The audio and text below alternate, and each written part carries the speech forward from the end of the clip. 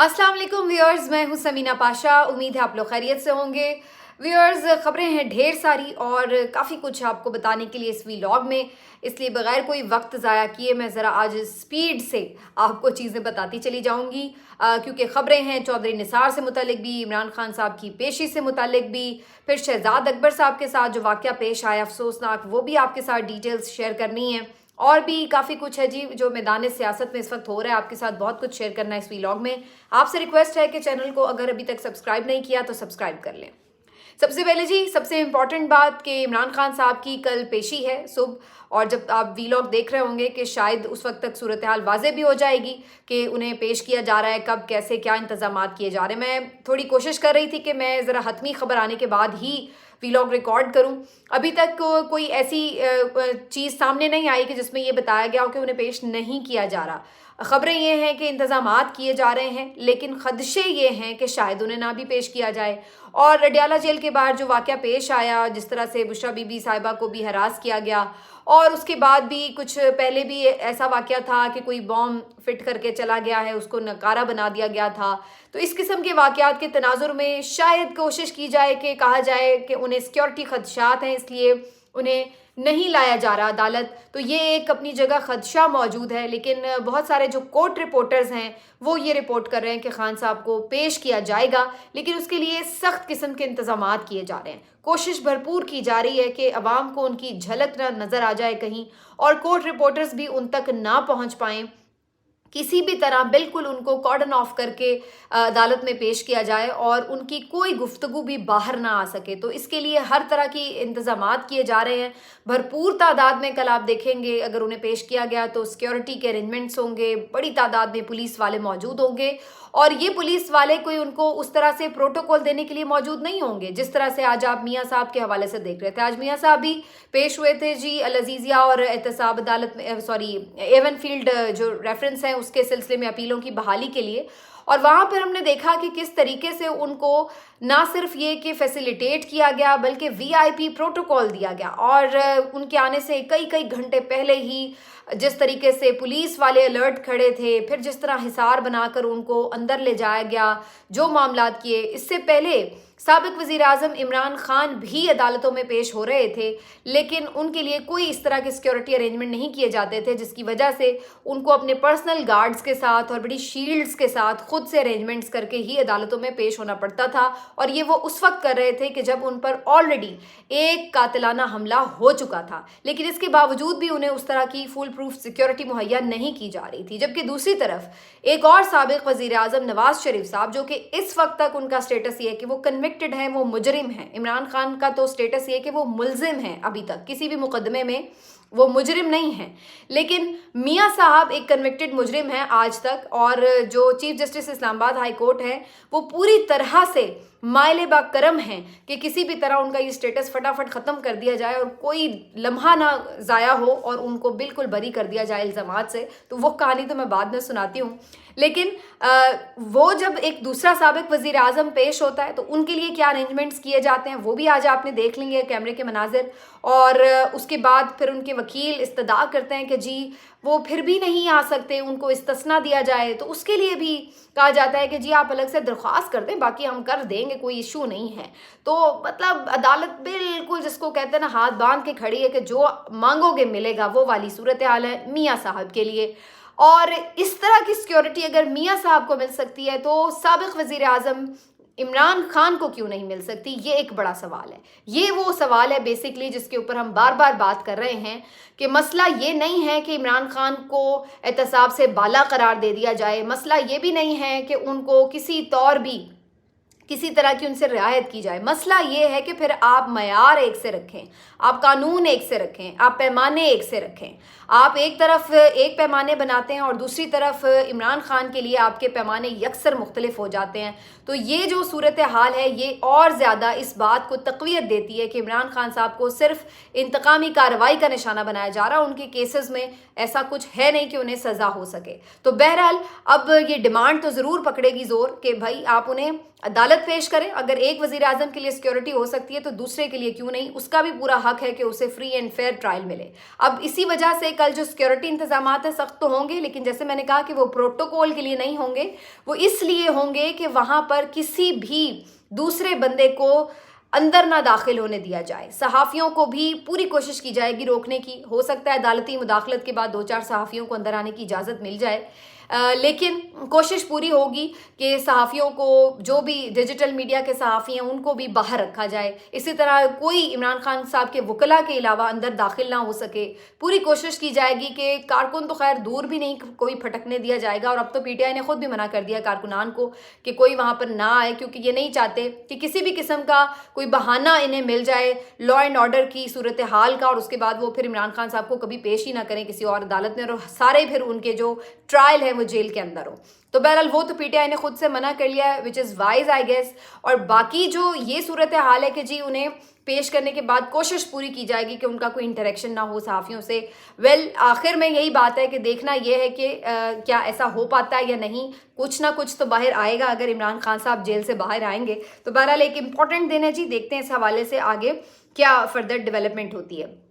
اب آ جاتے ہیں اس معاملے کے اوپر کہ جو میاں صاحب ہیں ان کے معاملے میں کیا ہوا. صرف ان کا یہ ہوا ہے کہ جی نہیں، ان کو ایک تاریخ فی الحال دے دی گئی ہے، لیکن جج صاحب کے یہ ریمارکس بڑے امپورٹنٹ ہیں اور خود سب کچھ کہہ رہے ہیں. اور وہ یہ ریمارکس یہ ہیں کہ جی نیب آپ نے تو فرد جرم بھی صحیح عائد نہیں کی، بالکل آپ نے ٹھیک طرح سے ٹرائل نہیں کیا، تو بہت کوتاہیاں نظر آ رہی ہیں. تو جج صاحب نے بس میرا خیال ہے ہمیں تکلف ہی کیا ہوا ہے کہ اس کی سماعت کے حوالے سے جو فیصلے آلریڈی ہو چکے ہیں وہ سنا دیے جائیں. بلا وجہ عوام کا بھی وقت ضائع ہو رہا ہے اور عدالت کا بھی وقت ضائع ہو رہا ہے، تو سب کو نظر تو آ ہی رہا ہے کہ ہونا کیا ہے. تو اس کے بعد پھر اس طرح کی باتوں کا کوئی جواز تو ہے نہیں.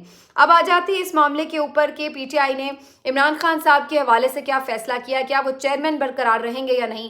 تو ابھی تک چونکہ انہیں کسی مقدمے میں اس طرح سے سزا نہیں ہوئی کہ ان کو سربراہ کے طور پر رہنے کا جو حق ہے وہ ان سے چھن گیا ہو، تو اس لیے فی الحال تو ایسا کوئی پرابلم ہے نہیں. لیکن آج ایک بڑی امپورٹنٹ بات کی علی ظفر صاحب نے، اور انہوں نے یہ بتایا ہے کہ ایک تو اسی ہفتے کے آخر تک یا پھر میکسیمم اگلے ہفتے کے شروع تک انٹرا پارٹی انتخابات کروا لیے جائیں گے. کور کمیٹی نے بھی اس کا باقاعدہ اعلان کر دیا ہے، عمران خان صاحب سے اپروول بھی لے لی گئی ہے، اور یہ بھی خبریں ہیں کہ حامد خان صاحب کو اس سلسلے میں اہم ذمہ داریاں عمران خان صاحب نے سونپ دی ہیں. نمبر 1. نمبر 2 یہ کہ جو انٹرا پارٹی الیکشن ہوں گے، کیا اس میں چیئرمین کے لیے عمران خان صاحب کانٹیسٹ کر سکیں گے یا نہیں، حصہ لے سکیں گے یا نہیں. تو علی ظفر صاحب یہ کہتے ہیں کہ بظاہر تو قانونی طور پر اس میں کوئی رکاوٹ نہیں ہے، لیکن ہم اس پر ڈسکشن ضرور کر رہے ہیں کہ کوئی بھی ایسا جواز بنا کر، بہانہ بنا کر یہ نہ ہو کہ الیکشن کمیشن پھر سے پارٹی الیکشنز کو مسترد کر دے اور پھر بالکل اینڈ ٹائم پر ہم سے نشان واپس لے لیا جائے.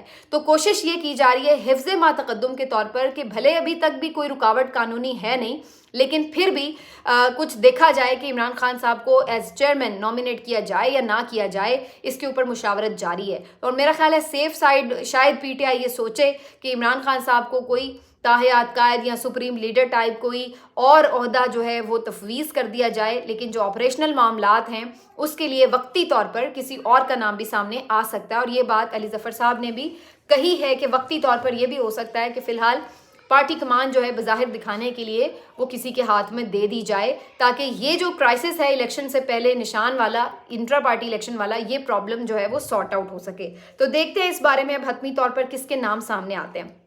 آگے چلتے ہیں جی. بڑا امپورٹنٹ معاملہ ہے بیرسٹر شہزاد اکبر مرزا صاحب کے ساتھ جو واقعہ پیش آیا ہے، بڑا افسوسناک ہے اور بہت ہی قابل مذمت ہے.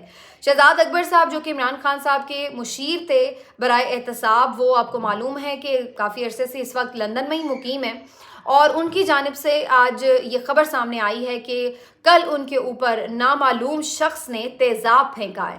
انہوں نے بتایا کہ وہ اپنے گھر پر موجود تھے اور اچانک سے ڈور بیل بجی. انہوں نے جب جا کے دروازہ کھولا، ان کا اندازہ تھا کہ شاید کوئی ڈیلیوری بوائے وغیرہ ہوگا اس ٹائم پر، لیکن جب وہ دروازے کی طرف بڑھے تو ان کی 4 سالہ بیٹی بھی ان کے ساتھ تھی جو ان کے پیچھے ہی کھڑی تھی. اور جیسے ہی انہوں نے دروازہ کھولا تو ایک شخص جو کہ جیکٹ پہنے ہوئے تھا، اس نے ہیلمٹ بھی پہن رکھا تھا، اس کے دائیں ہاتھ میں ایک بوٹل تھی جس میں کوئی محلول تھا، اور جیسے ہی شہزاد اکبر صاحب نے وہ دروازہ کھولا، اس نے وہ جو اس میں لیکوڈ تھا وہ شہزاد اکبر صاحب کی طرف پھینک دیا اور فرار ہو گیا. اب وہ جو لیکوڈ پھینکا وہ اصل میں تیزاب تھا اور شہزاد اکبر صاحب خوش قسمتی سے اس حملے میں بچ گئے. تھوڑا بہت انہیں نقصان ضرور ہوا لیکن ان کا چہرہ یا ان کی آنکھیں اس میں محفوظ رہیں. کچھ بازو پہ ان کے ایسڈ گرا اور کچھ تھوڑا سا سر کے اوپر اور کچھ ڈور کے اوپر. شکر ہے کہ ان کی بچی ان کے ساتھ تھی, وہ بھی محفوظ رہی, تو اللہ تعالیٰ نے اس سلسلے میں کرم کیا. لیکن اب آپ اندازہ لگائیں کہ سچویشنز کہاں تک پہنچ گئی ہیں, اور یہ بہت ہی قابل مذمت بھی ہے. کسی کو لاکھ اختلاف ہو سکتے ہیں شہزاد اکبر صاحب سے, لیکن یہ جو اس قسم کا اٹیک ہے یہ کسی طور بھی قابل قبول نہیں ہے. اب اگر کوئی یہ کہے کہ جی یہ کوئی ایسا واقعہ ہے جو وہاں پر کسی نے ان کے ساتھ یوں ہی کر دیا, تو یہ بات سمجھ میں آنے والی ہے نہیں کہ وہاں پر ان کی کسی کے ساتھ کیا دشمنی ہو سکتی ہے, کیا پرابلم ہو سکتی ہے کہ کوئی آ کر ان کے اوپر اٹیک کر رہا ہے. اگرچہ اس کا انویسٹیگیشن صحیح ظاہر ہے پتہ چل سکتا ہے, لیکن بظاہر یہ نظر آ رہا ہے کہ شہزاد اکبر صاحب بھی کافی ہٹ لسٹ پر موجود ہیں. بہت سارے راز ہیں ان کے سینے میں, اور ان رازوں سے بہت سی اہم اور بڑی شخصیات جو ہیں وہ کافی نالاں بھی ہیں. اور اس کے ساتھ ساتھ پھر جو ایک تھرو آؤٹ وہ ظاہر ہے باہر بیٹھ کر کام چلا رہے ہیں, کیمپین بھی کر رہے ہیں. پھر نون لیگ والے تو بہت ہی ان سے نالاں ہیں, کیونکہ ان کا خیال ہے کہ بہت سارے مقدمات ان کی وجہ سے بنے ہوئے تھے اور انہوں نے سختیاں کروائی ان کے اوپر احتساب کے نام پر. تو یہ ساری چیزیں جو ہیں ان کو ہم آؤٹ آف کانٹیکسٹ نہیں دیکھ سکتے. ہم یہ نہیں کہہ سکتے کہ جی اس سارے جو پولیٹیکل سینیریو کا اس واقعے سے کوئی تعلق نہیں ہو سکتا. تو بالکل یہ قابل مذمت عمل ہے. اس کی میرا خیال ہے کہ جو لندن کی پولیس ہے اس میں بہتر تفتیش بھی کرے گی اور اس کے بعد ہی صورتحال زیادہ واضح ہوگی کہ کیوں اور کیسے یہ واقعہ پیش آیا. لیکن بہرحال یہ آپ اندازہ لگا لیں کہ صورتحال کہاں تک پہنچ چکی ہے اور کس قسم کے اٹیکس جو ہیں وہ ہمیں اب نظر آ رہے ہیں پی ٹی آئی والوں کے اوپر. اب آگے چلتے ہوئے جناب چودھری نثار صاحب کے حوالے سے آپ کو اہم خبر دے دوں. چودھری نثار صاحب نے بھی فائنلی خاموشی ختم کر دی ہے اور انہوں نے بہت سی جو چہمگوئیاں ہو رہی تھیں ان کے حوالے سے, ان کے سیاسی کریئر کے حوالے سے, ان کو انہوں نے فائنلی جواب دیا ہے. اور پہلے یہ خبریں بہت زیادہ آ رہی تھیں کہ شاید وہ پی ٹی آئی سے انتخاب لڑیں گے, لیکن انہوں نے اب اس سلسلے میں واضح اعلان کر دیا ہے کہ نہ تو وہ نون لیگ کے ٹکٹ سے انتخابی میدان میں اتریں گے, نہ ہی پی ٹی آئی جوائن کر رہے ہیں, بلکہ وہ آزاد حیثیت سے انتخاب لڑیں گے. اور انہوں نے یہ واضح کیا ہے کہ وہ کوئی بھی ایسا کام نہیں کر سکتے کہ جس میں وہ بچوں کے پیچھے ہاتھ باندھ کر کھڑے ہوں. تو بیسیکلی وہ نون لیگ کو یا آپ سمجھ لیں کہ نواز شریف صاحب اور مریم نواز صاحبہ سے مخاطب ہوتے ہوئے یہ کہہ رہے ہیں کہ مریم نواز صاحبہ کی قیادت انہیں قبول نہیں. اور یہ اس سے پہلے بھی وہ اپنے ایک انٹرویو میں بھی کہہ چکے ہیں کہ بچے تو بچے ہوتے ہیں, ان کے ساتھ آپ الگ آپ کا ایک رویہ ہوتا ہے, لیکن آپ ان کو لیڈر تو نہیں مان لیتے.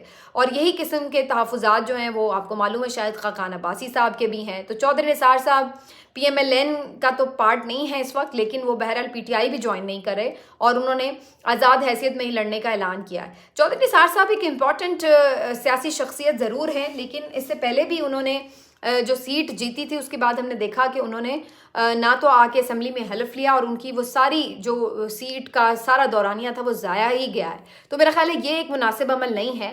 یا تو اگر آپ سمجھتے ہیں کہ آپ نے آ کر اپنے حلقے کی نمائندگی کرنی ہے اور کچھ لیجسلیشن میں کردار ادا کرنا ہے تو پھر تو آپ کو ضرور الیکشن میں لڑنا چاہیے اور اپنے حلقے کی نمائندگی کرنی چاہیے. لیکن اگر آپ نے صرف ایک سیٹ محض ضائع ہی کرنی ہے تو پھر اتنے تردد کا ضرورت کیا ہے, فائدہ کیا ہے, یہ بھی سمجھ سے بات باہر ہے. تو میں تو بالکل اس رجحان کو انکریج نہیں کر سکتی کہ آپ ایک سیٹ مل کے بیٹھ جائیں اور اس کے بعد آپ کسی اور کو بھی نہیں آنے دے رہے اس کی جگہ اور خود بھی اس کو ضائع کر رہے ہیں. تو بہرحال جی چودھری نثار کا فیصلہ ہے کہ وہ آزاد حیثیت سے لڑیں گے. دیکھتے ہیں اب ان کے ساتھ آگے کیا معاملات پیش آتے ہیں. اب دو خبریں اور ہیں چھوٹی چھوٹی. ایک تو جناب ثوابی یونیورسٹی میں ایک واقعہ پیش آیا جس میں ایک اسٹوڈنٹ ہے, مبینہ طور پر ان کا نام شاید میں صحیح لے رہی ہوں یا نہیں, سجاد آفریدی, اور انہوں نے اپنی جو کانویکیشن تھی جس میں وہ ڈگری ریسیو کر رہے تھے اور وہاں پر جو گورنر خیبر پختونخوا ہے وہ ایز چیف گیسٹ موجود تھے. اور جیسے آپ کو معلوم ہے کہ بچے آتے ہیں, اسٹوڈنٹس آتے ہیں اسٹیج پر اور اپنا ایوارڈ یا جو بھی ان کی شیلڈ ہوتی ہے یا کوئی وہ ڈاکیومنٹ ہوتا ہے اس کو ریسیو کرتے ہیں اور اس کے بعد پھر وہ آگے بڑھ جاتے ہیں.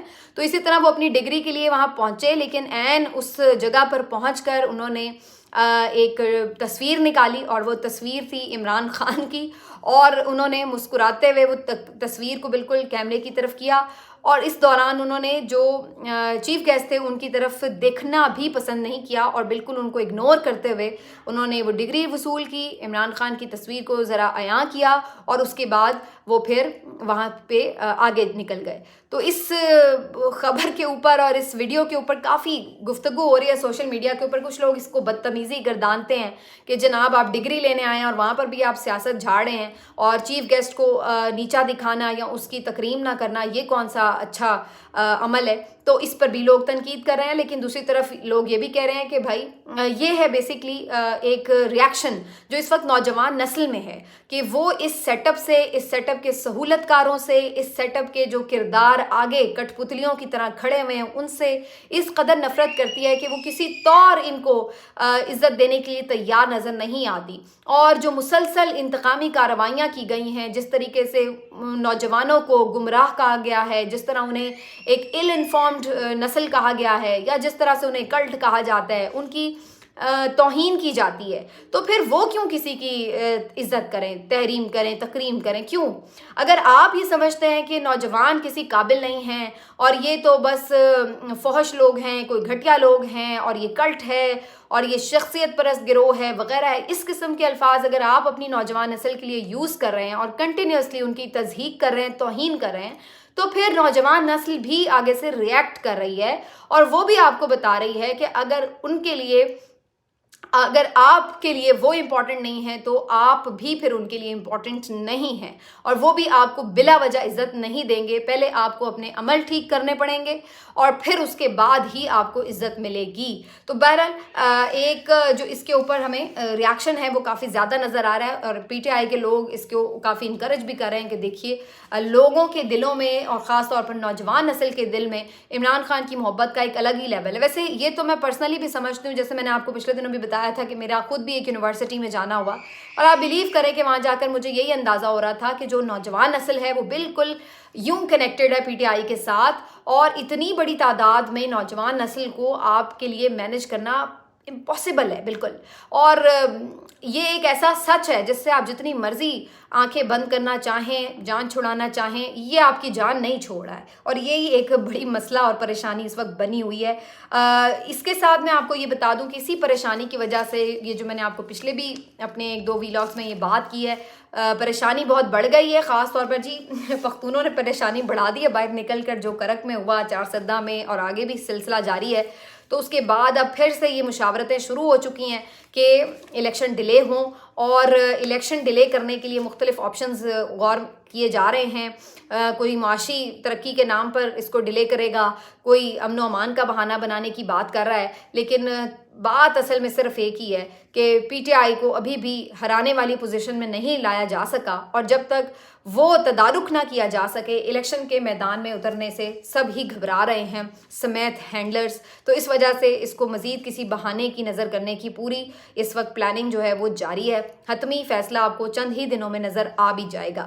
آخر میں ایک بات اور رہ گئی ہے، وہ بھی کر ہی دوں کہ بلاول بھٹو کی شادی کے حوالے سے بڑی خبریں جو ہیں وہ سرگرم ہیں. مجھے یاد آ رہا تھا کہ 2018 کے انتخابات سے پہلے بھی بلاول کی شادی کی باتیں بڑی ہوئی تھیں. تو یہ پتہ نہیں عجیب بات ہے ویسے کہ ہر انتخاب سے پہلے کیوں ان کی شادی کی باتیں اتنی زیادہ زور پکڑ جاتی ہیں.